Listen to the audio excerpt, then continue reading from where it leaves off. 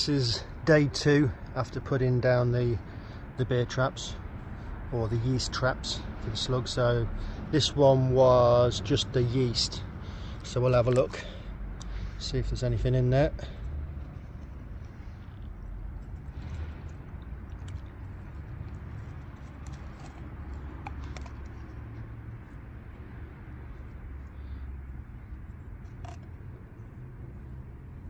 What's that?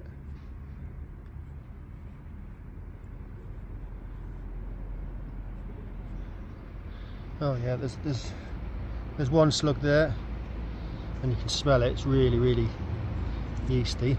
Whew. Okay, so there's one slug after 2 days. Let's have a look at the Bovril. So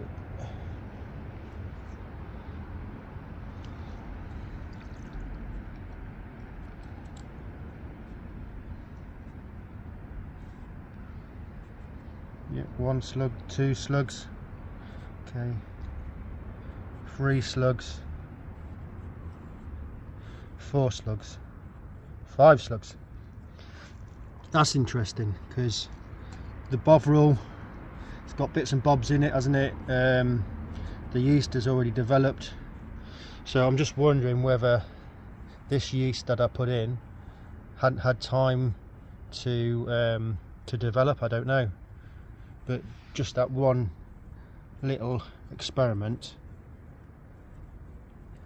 is showing that after 2 days slugs are attracted to Bovril, and I'm guessing the same is going to be with Marmite, and if that's the case, then that's a lot cheaper than having to refill with beer all the time. So spoonful of Marmite or Bovril into hot water, let it cool, and then use that.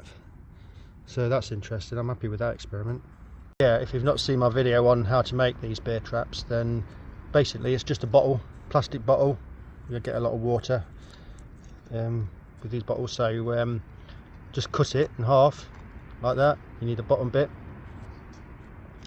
and then with the top bit you still need the top, and then just cut arches in it. Just slot it in,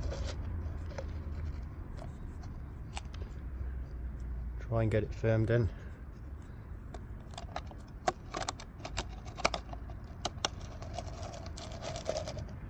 And then it's just as easy as that, and cheap as well. So there we go.